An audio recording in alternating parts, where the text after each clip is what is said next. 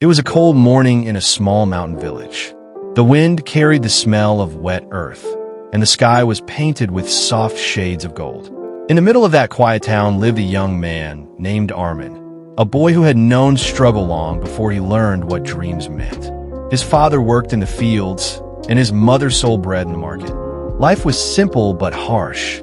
Armin always believed that he was made for something bigger.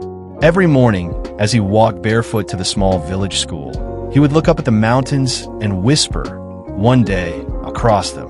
I'll make something of my life." His best friend Rafik would laugh and say, "You and your big dreams, Armin. The world isn't kind to boys like us."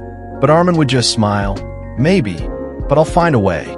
After school, Armin worked part-time at a local mechanic shop. His hands were always covered in grease, his clothes torn from work, but his heart was full of ambition. The shop owner, old Kareem, would often tell him, "Books won't fill your stomach, son. Learn this trade and settle down." But Armin never stopped studying. Every night, he sat under a flickering street lamp with a torn notebook and dreamed of studying engineering in the city. One evening, as he sat reading, a jeep stopped nearby. A man in a neat suit stepped out. Mr. Hassan, a businessman from the city, visiting his hometown. He saw Armin studying and asked, "Why are you sitting here so late, boy?" Armin looked up. "Because this is the only light I have, sir." Something in his answer touched Mr. Hassan. He saw the same fire in Armin's eyes that once lived in his own when he was young. The next morning, he visited Armin's house and offered to sponsor his education if he promised to work hard. Armin couldn't believe it.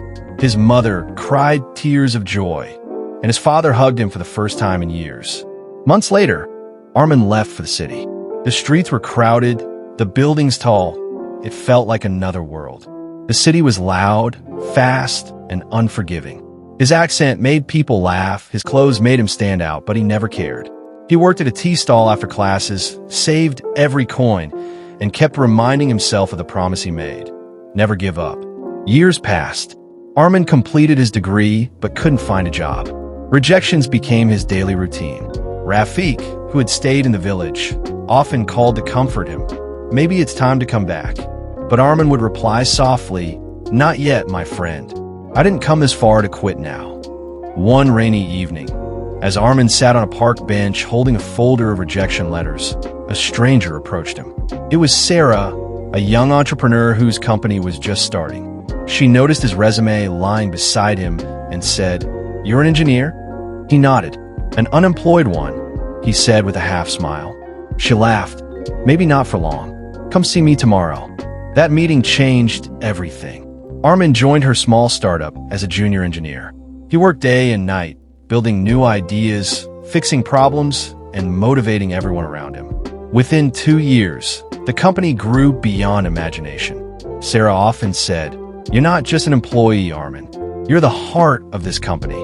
When success finally came, it didn't arrive quietly. Armin was invited to speak at an international conference.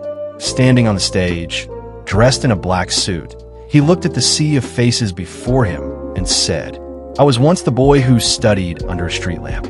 People laughed at my dreams, but I learned something. The world doesn't reward talent alone. It rewards persistence. You just have to keep walking, even when the road disappears." The crowd stood up and applauded. Tears filled Armin's eyes as flashes of his old village, his parents, and Rafik crossed his mind. Months later, Armin returned to his village, this time not as a poor boy, but as a man who had conquered his destiny.